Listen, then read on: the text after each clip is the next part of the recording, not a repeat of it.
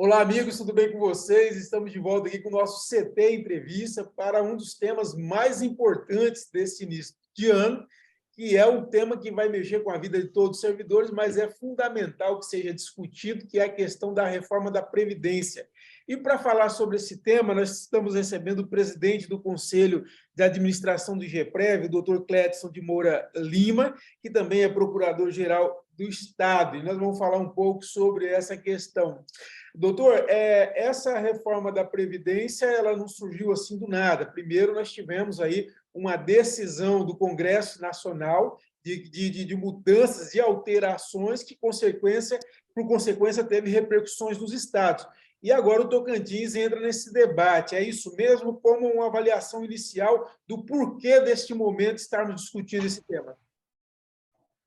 Boa tarde, Kleber Toledo. Eu que agradeço a atenção e a oportunidade, em nome do governador Vanderlei, o máximo de divulgação possível dessa pauta melhor para a gestão, porque a gente justamente quer ampliar o debate. Pois bem, Kleber, a reforma da Previdência, ela, de tempos em tempos, ela é realizada. Na gestão ainda do presidente Lula foi feito, do presidente Dilma, presidente Temer.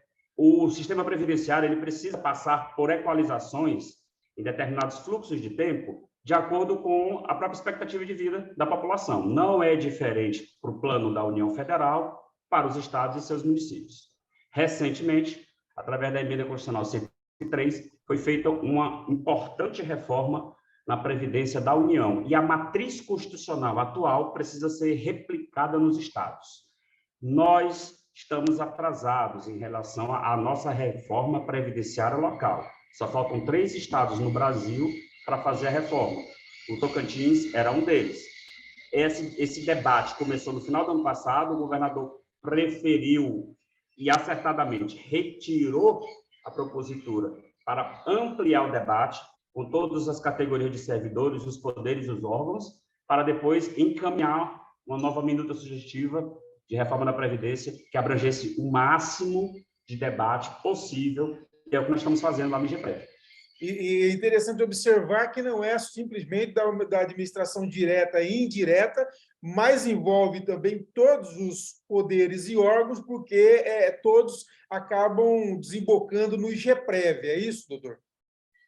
Perfeitamente, Kleber, corretamente. O RPPS, que é o Regime Próprio de Previdência Social do Estado, ele envolve todo o servidor público efetivo. Todo mundo que foi aprovado no concurso público, ele está obrigatoriamente vinculado ao RPPS. Essa submissão, essa vinculação, ela é automática, tão logo o servidor tome posse no cargo, seja qual for o poder, seja executivo, seja legislativo, seja judiciário. No legislativo, apenas os deputados estaduais estão fora do regime previdenciário. Ah, sim. E doutor, agora vamos falar sobre a necessidade prática dessa reforma. Eu recebi um material do governo dizendo que já há um desembolso mensal de 100 milhões de reais para cobrir aí as pensões e aposentadorias. Qual é a situação hoje do IGPREV que aponta também, além da questão legal, para a necessidade dessa reforma? Perfeitamente. Veja, nós temos que fazer a nossa reforma local por uma exigência da Constituição Federal, alterada através da emenda 103, como dito. Então, se nós não seguirmos o padrão da nova Previdência estabelecida para a União, o IGPREV vai ser punido, ele vai perder o que a gente chama de CRP, que é uma certidão de regularidade previdenciária. O IGPREV sendo punido, todo o Estado vai ser punido, porque o CRP negativo impede, por exemplo, qualquer tipo de operação financeira. Nós estamos passando exatamente por 3 operações financeiras com bancos nacionais e internacionais para fazer investimentos. O Estado tem uma ótima solvência, tanto que a gente foi para a CAPAG-B. Então, veja, a necessidade de fazer a reforma é urgente, porque nós já estamos atrasados. 2019, cuidado 2 anos. O primeiro ponto não é uma questão de opção, existe uma obrigação de se fazer, é isso? Não é voluntariedade, nós somos obrigados.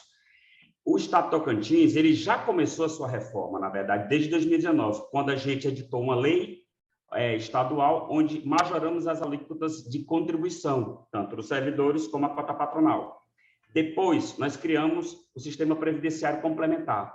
Depois, nós criamos o sistema de defesa social. Nós tiramos os militares de dentro do sistema previdenciário. Hoje existe um sistema vinculado ao executivo próprio para os militares. E isso tudo vai permitir a equalização do déficit do GPREV futuramente. Agora, nós temos que implantar a nova Previdência. Essa nova Previdência, ela segue, como eu falei, os mesmos modelos da União. Nada que foi feito pela União pode ser feito diferente nos estados.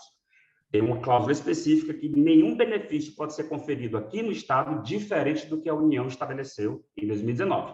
Foi dado 2 anos, mas em razão da pandemia, prorrogou-se. Porém, já estamos atrasados.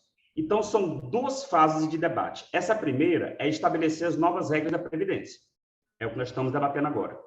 Um segundo momento, a gente precisa enfrentar o debate sobre a equalização do déficit, porque não vai resolver agora. Nós não vamos mexer nas alíquotas de contribuição agora, porém, o sistema ele é deficitário, como você mesmo citou, 100 milhões de reais sai do orçamento do Executivo para poder aportar no GPREV, para o GPREV pagar suas pensões e suas aposentadorias. Nenhuma solução vai ser rápida. Não existe nesse sentido, e aí não só no Tocantins, nenhum estado conseguiu uma fórmula mágica para poder sair do déficit tão rapidamente. Porém, qualquer alteração estrutural feita hoje vai dar reflexo daqui a 5, 10, 15 anos. Por isso, quanto mais demorarmos, piora o cenário de equalização.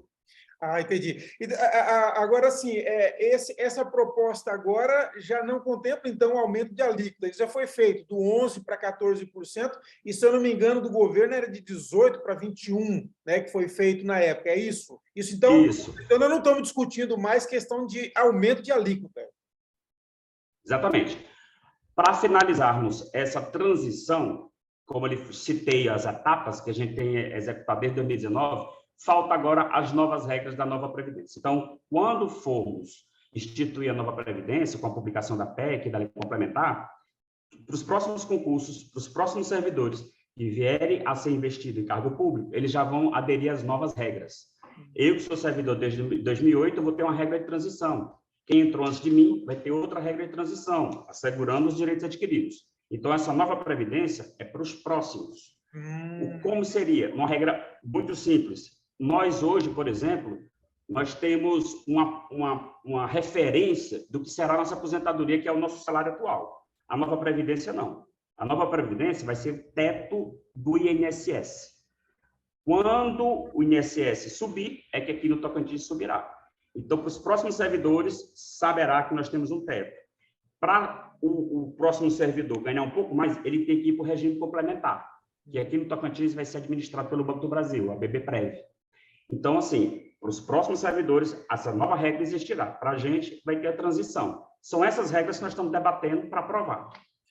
E aí que vem a resistência do servidor, quer dizer, porque hoje ele consegue aposentar até com salário integral, e a partir de agora você vai ter o teto aí do INSS. Esse é o debate que está sendo feito agora.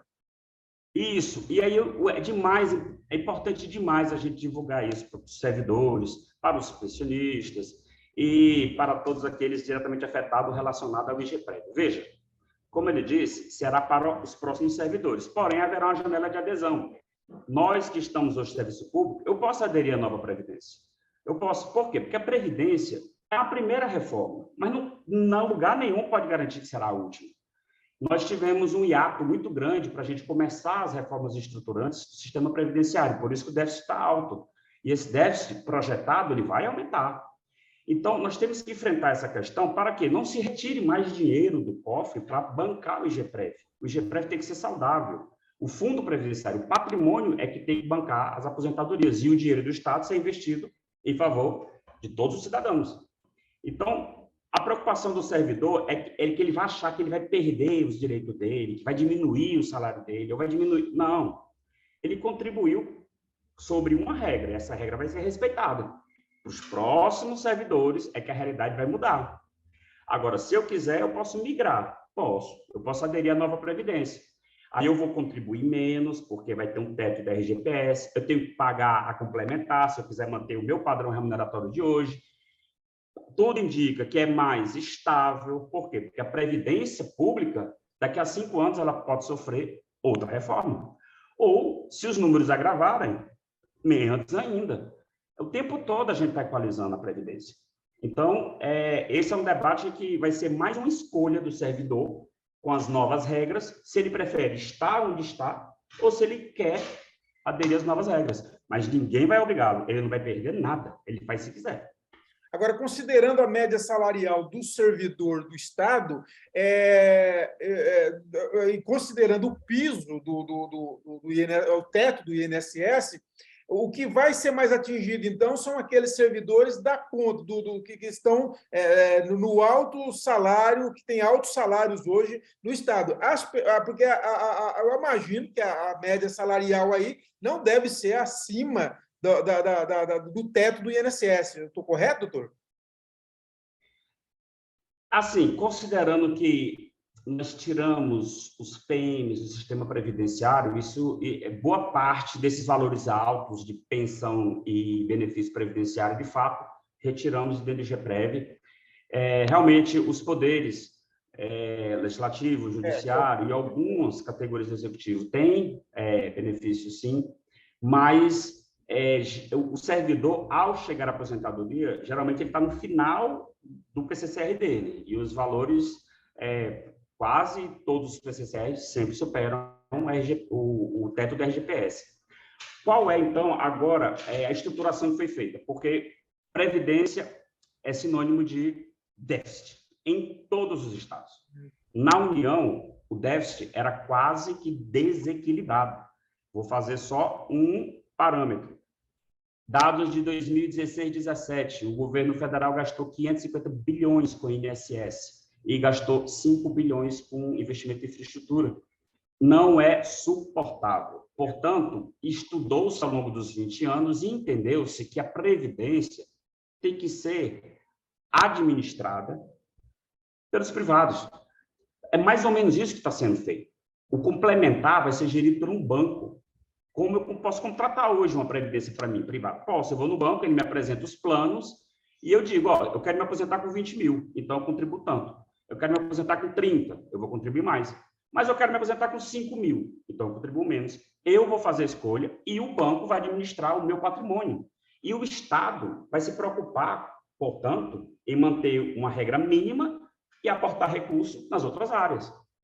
Isso é para o futuro, porque até hoje não tem sido assim. Mas essa é a estruturação que foi idealizada para o Brasil, na União, nos estados e nos municípios. Então, é isso que nós estamos fazendo aqui também.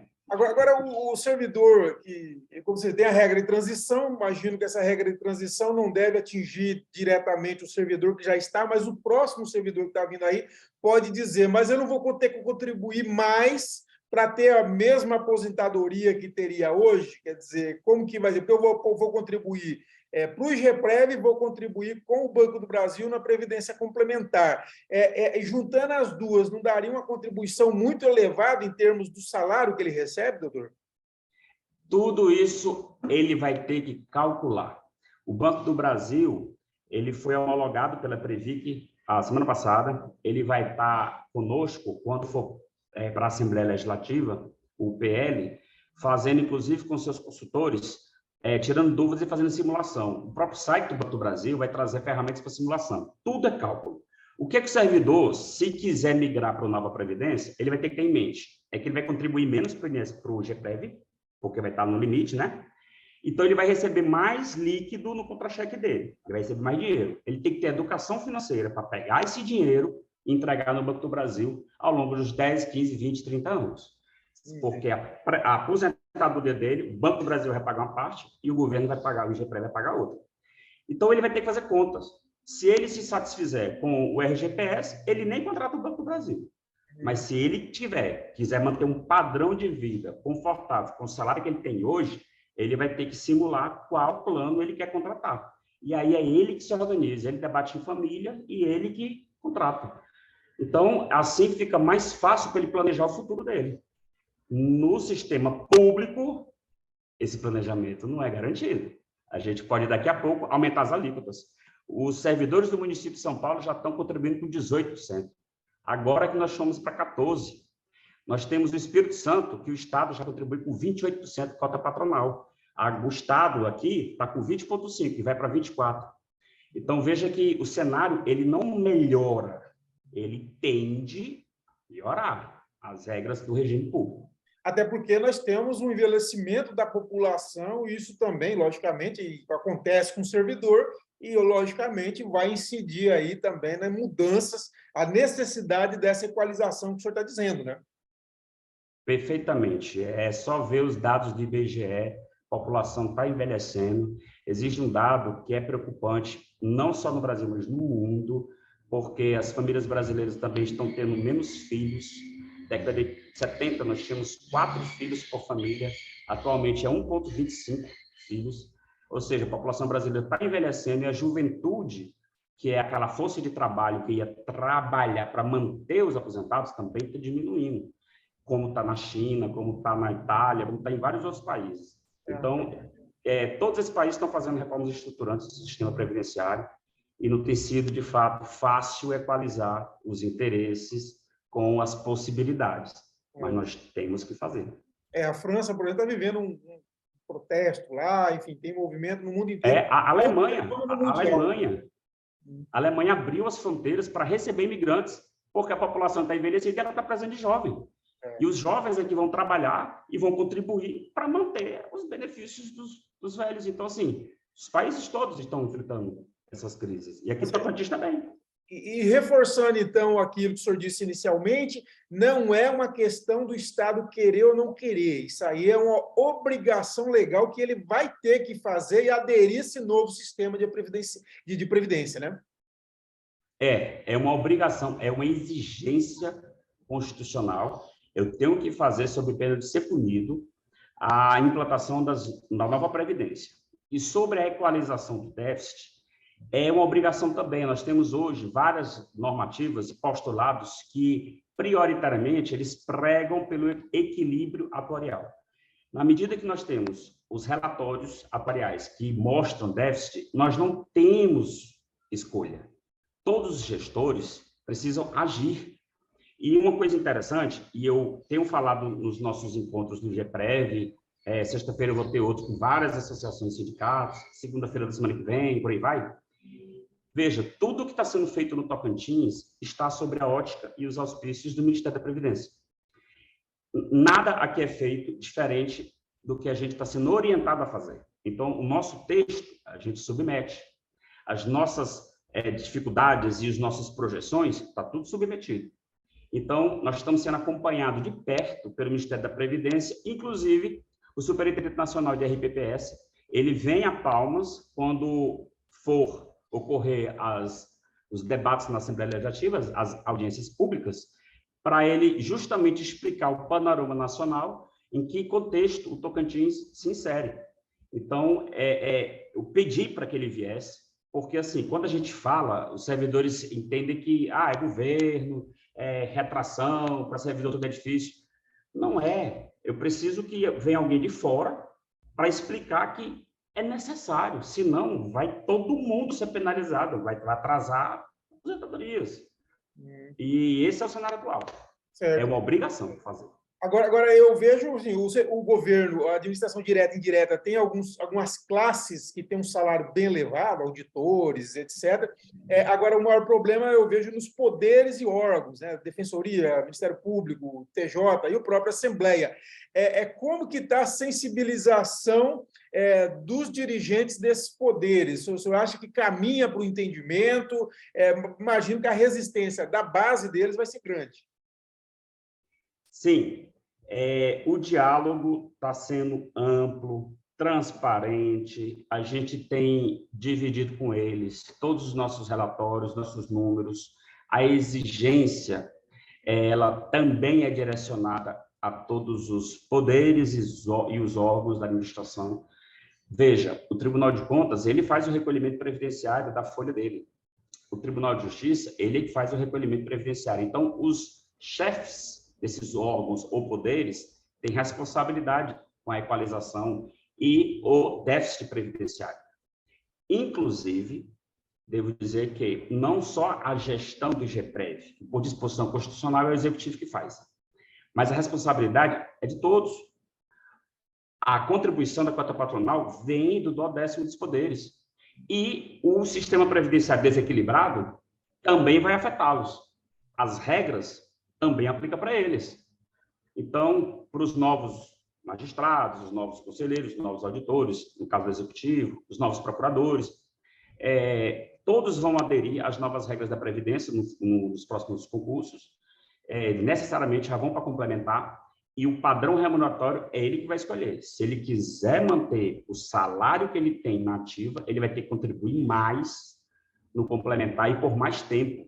Nós temos simulações que seriam necessários 40 anos de contribuição lá para o Banco do Brasil para poder alcançar o benefício que ele tem na carreira, com o salário atual. Então, isso aí vai ser uma escolha do servidor, junto com a sua família, o que querem para o futuro. Agora, mas vai ter que ser. Aqui chegou uma coisa interessante, quer dizer, os poderes e órgãos, eles participam da cobertura desse déficit ou sobra tudo para o executivo? Nós falamos de 100 milhões de reais mensais. Os poderes também contribuem com isso ou jogam nas contas dos executivos, ou que tipo que se vira? Participam. Na medida que, por exemplo, para equalizar os déficits, eu tenho que aumentar a alíquota, então todo mundo contribui mais. Eu tenho que aumentar a alíquota da cota patronal, então sai também do repasse financeiro, do 12º deles. E nós temos a segregação lá dentro dos poderes. Então, assim, nós sabemos exatamente, por exemplo, que o Ministério Público aporta de valor e o que os aposentados vinculados ao Ministério Público retiram do Instituto. Temos todos esses números. E, agora sim, a regra é uma só. Na verdade, como eu tenho mais aposentados executivos, que eu sou um poder maior, evidentemente, meu déficit é maior. Então, o executivo, ele é que tem a Cefaz, é ele que arrecada o tributo para todo mundo. Então, primeiro, ele retira desse bolo de tributos os déficits e depois ele trabalha na implementação das políticas públicas que afeta todos. Então, assim, nós poderíamos ter investimentos maiores no Poder Judiciário? Poderia, só que eu não tenho caixa. Poderia ter uma ampliação da atuação do Ministério Público? Beleza, mas não tem caixa. Então, assim, em qualquer aspecto, todos são afetados. Entendi. Doutor, agora para a gente já ir para a conclusão, uma reclamação que me chega muito aqui de servidor é o seguinte: olha, vai fazer reforma, mas nós não temos culpa, porque se tem déficit é por conta dos roubos que tivemos lá atrás, etc. Então, até que ponto isso é verdade? E também, logicamente, o senhor falou, nós temos hoje muito mais aposentado do que nós tínhamos antes e teremos muito mais aposentados. Uma coisa ou outra, ou essas duas coisas podem contribuir ou não? Essa questão do passado não influencia isso? Não, tem relação, sim. Em 2010, 2011 e 2012, nós experimentamos um grande desequilíbrio na gestão do nosso Instituto de Previdência, é verdade. Muito dinheiro foi mal aplicado, muito dinheiro não foi recuperado. Então, assim, nós temos uma projeção de R$1 bilhão em perdas nessas aplicações, porque mais ou menos 1,2, 1,3 bilhões de reais foram feitas aplicações, só que nós recuperamos 250 milhões. Então, o que nós vamos consolidar de passivo e perda real é em torno de 1 bilhão, isso está nos relatórios do TCE e do Ministério da Previdência. Isso prejudica porque sai do fundo previdenciário. Hoje nós temos 3,2 bilhões de reais no fundo previdenciário. A gente tem que fazer investimentos com esse valor, que é para poder bater a meta atuarial.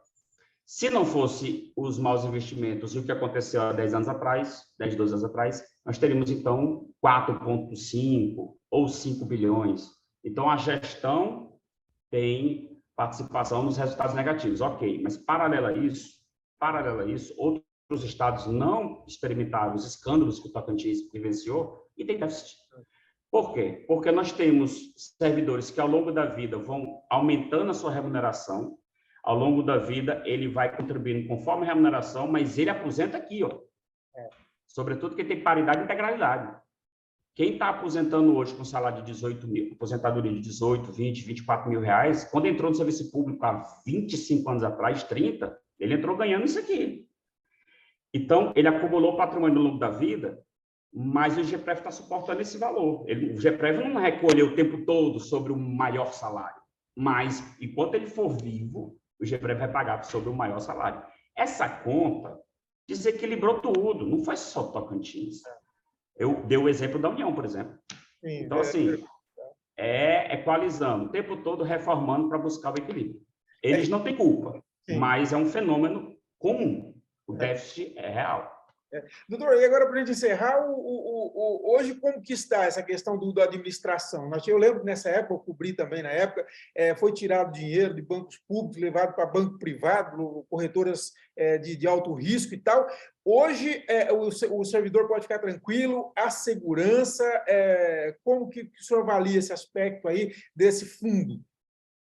Kleber, excelente pergunta que eu também ouço e me deparo o tempo todo. Eu já era procurador de Estado à época e devo dizer, porque também isso é fato público notório, era estarrecedor a fragilidade do sistema financeiro nacional. Ele tem um órgão que controla, a CVM. Porém, não havia bloqueios, não havia proteções para utilizar dinheiro público no mercado aberto. Veja, no mercado existem milhares de fundos querendo captar recursos. Existem fundos sérios e existem fundos que não são sérios, na verdade, golpistas. Sim. E a CVM, ela tem algum tipo de regulamentação no sentido de mais investigar depois dos fatos do que prevenir. Nós temos várias regras, mas se eu cumpro as regras, eu posso lançar um fundo no mercado de capitais. Depois do que aconteceu com o IGPREV, Previc, a Previdência Privada, a Petros, lembrando que vários fundos de previdência foram surrupiados e desviaram bilhões. Aí sim, o Ministério da Previdência criou uma secretaria própria e trouxe regras mais rígidas. Hoje, existe um compliance incrivelmente rígido. Então, para você ter ideia, se lá em 2010, 11, eu tinha centenas de escritórios fazendo a gestão de fundos, hoje no Brasil são 5. 5 estão habilitados para fazer. Hoje você tem um rigor muito maior de controle. Praticamente são as grandes instituições financeiras que têm hoje responsabilidade de gerir fundos para receber dinheiro público. Por quê? Porque tem lastro, porque tem expertise, porque eles têm uma política de governança muito maior. O Banco do Brasil, o Banco Bradesco, o Banco Santander, são bancos assim agora que conseguem operar. Hoje, para o aplicador do IGPREV, ele tem que ser certificado, a certificação dele tem que ser renovada ano a ano, ele tem que estudar, ele tem que fazer prova, ele tem que ter um cadastrozinho e aprovação da CVM também. Todos os conselheiros também, eu, inclusive, devo dizer que o meu está atrasado, eu tenho que correr para estudar e fazer o meu certificado. Todos nós, o presidente do IGPREV hoje tem que ter uma certificação elevada. Vamos dizer, eu posso ter uma certificação mínima, CPA 10. O IGPREV tem que ter CPA 30, 40. Ele tem que ser quase um especialista de mercado financeiro.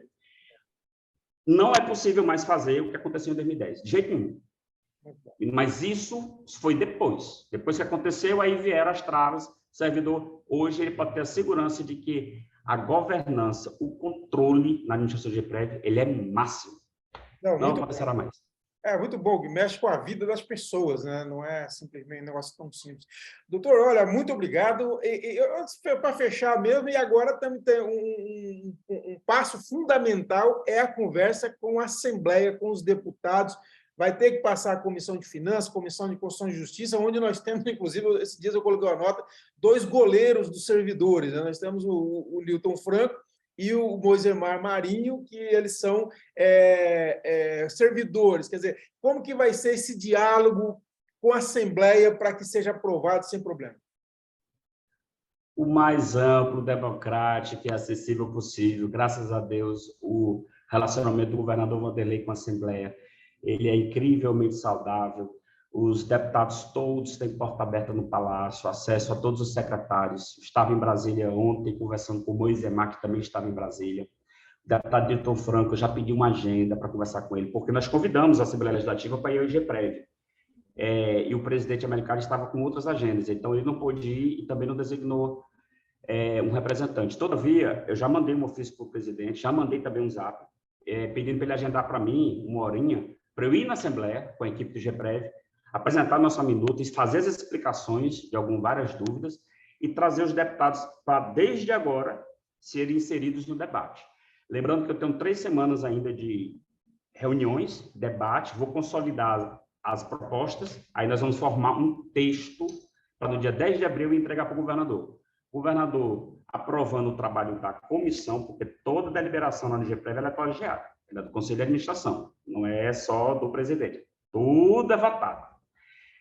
O governador concordando com a proposta, que é mínima, por ordem do governador, todas as regras estão sendo espelhadas pela União. Nós não estamos agravando tópico nenhum.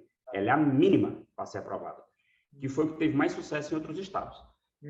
Vai para a Assembleia, e a ideia é que, quando chegue na Assembleia, muitas dessas dúvidas já tenham sido tiradas, para que a tramitação seja o mais breve possível. O deputado Júnior Gel está sugerindo uma audiência pública. O senhor acha uma boa ideia fazer uma audiência pública para debater? Sim, certamente. Quando chegar na Assembleia, o relator ele vai solicitar, sim, audiências públicas, porque faz parte, é democrático. Seria, para a gente, positivíssimo, por exemplo, que os sindicatos e as associações já fossem para a audiência pública, tendo em vista que nós tivemos esse encontro do GPREV, com as suas dúvidas tiradas, talvez com as suas sugestões acatadas.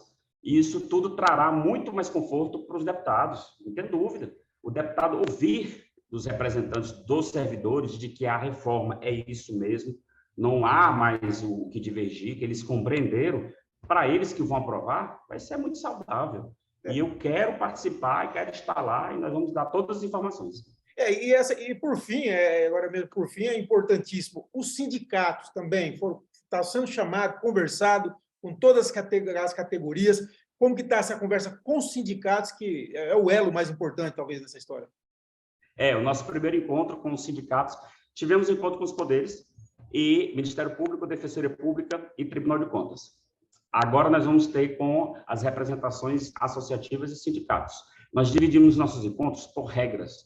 Então, assim, no dia que tem a regra do professor, vai todo mundo que representa os professores. Dos servidores policiais, então, assim, todas as instituições que representam os policiais. A gente não precisa misturar todo mundo, porque são regras diferentes. Nós temos a regra geral, que vai ser sexta-feira. Tem o maior número de sindicatos. Então, a gente já mandou antecipadamente a nossa proposta, nossas notas explicativas do que está sendo a reforma. Nós não podemos fazer diferente do parâmetro constitucional. Então, assim, se eu já estou ouvindo, mas dá para botar uma idade menor do que 62 anos para mulher e 65 homem? Não, porque está na Constituição Federal e eu preciso seguir a matriz constitucional. Mas outros estados fizeram. Outros estados fizeram transição. Vai começar com 58, 59, mas vai ter que chegar. Então, essas explicações serão passadas. E esse diálogo, sexta-feira, vai ser bacana. A gente está querendo explicar e ouvir as sugestões. Muito bom. Doutor, olha, muito obrigado, foi muito elucidativo, né? Um tema complexo, necessário. Eu sempre tenho dito, depois não faz, aí depois lá na frente não adianta chorar, porque daí nós não vamos ter aposentadoria, né? Aí fica mais complicado. Então, é melhor discutir agora. Infelizmente, vai ter um custo social grande, sim, para todo mundo, mas é melhor porque isso é uma coisa muito importante, uma grande conquista do trabalhador, é o direito à aposentadoria, e isso precisa ser preservado. Doutor, muito obrigado por atender a gente, foi muito boa a conversa, viu? Obrigado, Kleber Toledo, pelo espaço. Eu agradeço imensamente a atenção. Esse veículo de comunicação conduzido pelo senhor, ele é acompanhado de perto por todos os servidores, todos os tocantinenses. Então, esse canal de comunicação só engrandece o nosso diálogo. O governador Vanderlei, ele está muito contente com o que está acontecendo, porque estamos inserindo todo mundo no debate, e é o que ele quer, mantendo o equilíbrio fiscal e mantendo os investimentos que ele está fazendo. Então, é uma marca da gestão do governo do Vanderlei, o diálogo franco. É só ver o palácio está sempre cheio, ele recebe todo mundo, nem que a gente saia lá meia-noite. Mas o governador, ele fala isso para os secretários todos, quem não atender, peça para sair. Então, assim, conversa ampla, debate amplo, esse é o perfil do governador, é o que nós estamos fazendo. Certo, então. Não, isso é importante, essa franqueza, transparência, e muitas vezes, não quero falar, não. Eu tenho visto que o governo tem procurado falar, e isso é o mais importante. Foi muito sábia a decisão do governador de tirar da Assembleia no final do ano passado, para ser melhor discutido. Então, assim, é fundamental a gente achar um ponto comum aí que todo mundo saia ganhando e ninguém tenha prejuízo no futuro. Doutor, muito obrigado mais uma vez, pessoal. É isso, espero que tenham gostado. Vamos acompanhar esse debate, vamos trazer muita matéria, outras conversas também, e que tudo dê certo aí, e seja aprovado o que for melhor para o Tocantins e para os nossos servidores. Um abraço a todos e nós voltamos a qualquer momento com outra importante personalidade do Tocantins. Até logo.